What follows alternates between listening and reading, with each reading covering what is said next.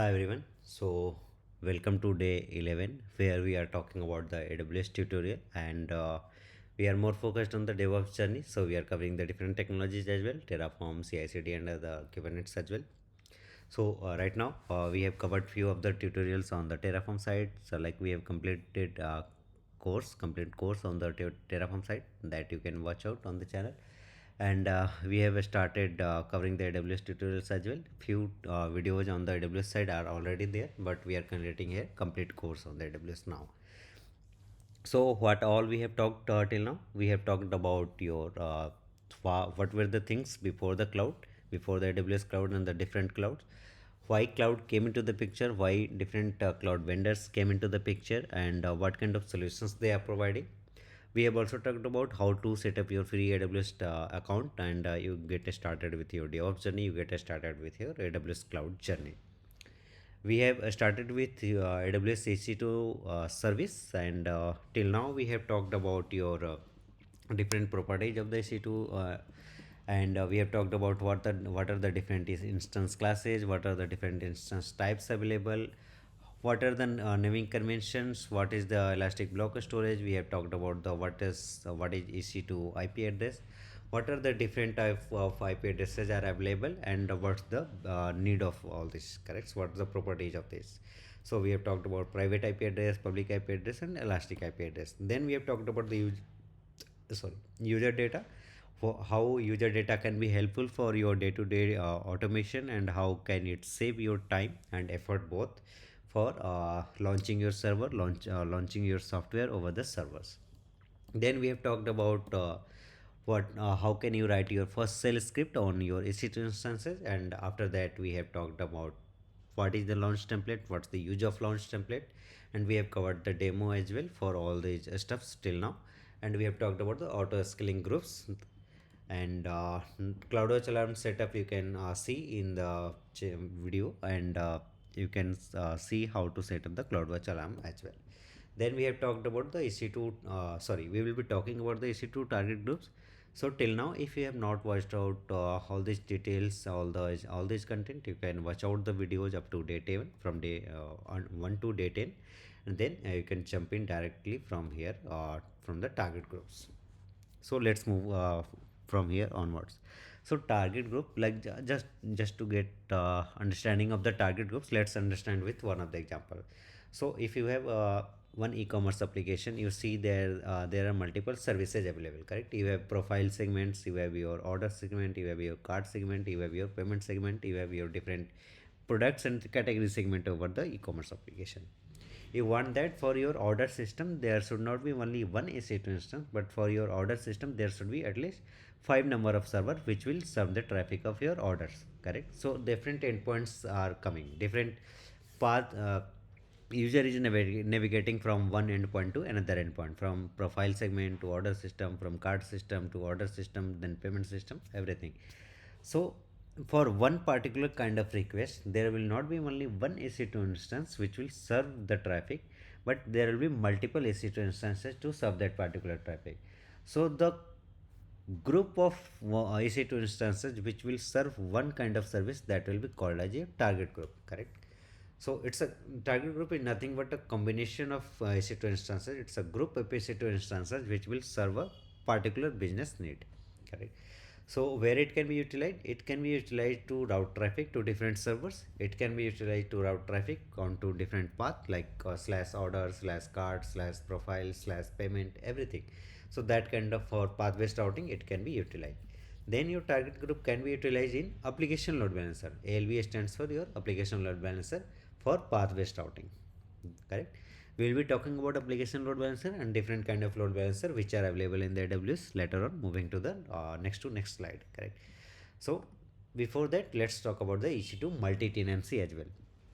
So if you remember, when we started with the AWS tutorial, we talked that whatever the EC2 instances, whatever the servers you are going to run, all these things run on your physical machine, correct? Ultimately, even the AWS vendor, AWS Cloud is having its own data center into different regions, into different availability zones. So all these things which are available on the cloud as managed services, that are ultimately being launched on a physical systems.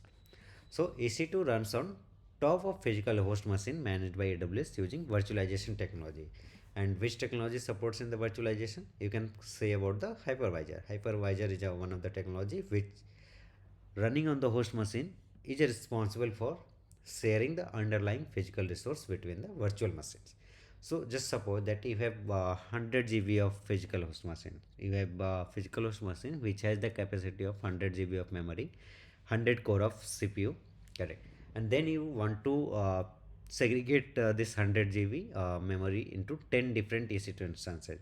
So you will be using the hypervisor. You will segregating this resource into 10 segments, and then 10 segments, that means 10 GB of memory, 10 core of CPU. You will just create 10 different spaces within this physical host machine, and these 10 spaces can be utilized by 10 EC2 instances.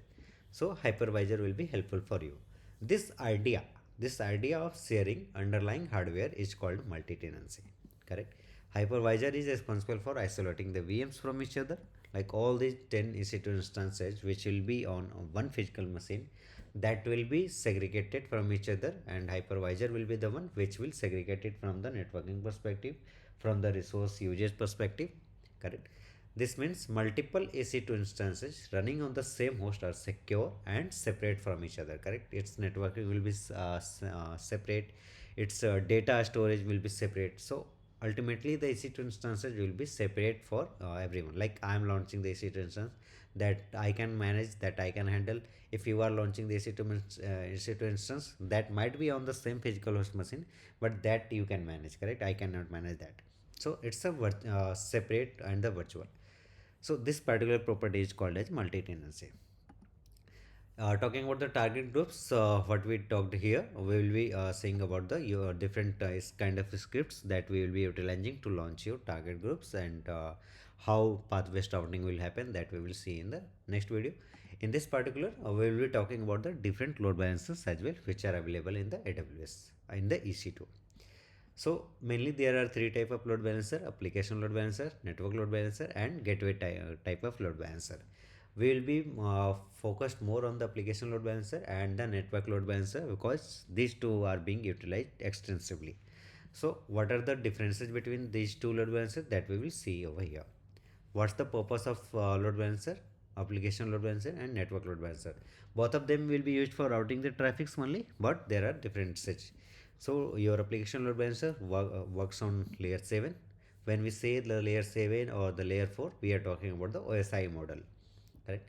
So on the layer 7, this application load balancer support, and it supports the protocol HTTP and HTTPS. Network load balancer while supports your TCP protocol, UDP protocol, TLS protocol, and it runs on layer 7, sorry, layer 4. And it's ideal for extreme performance and low latency. When we say the low latency, that means we are talking about the slowness. Low latency, that means very low slowness. Protocol support: application load balancer HTTP, HTTPS, WebSocket, while network load balancer support you TCP, UDP, TLS, correct?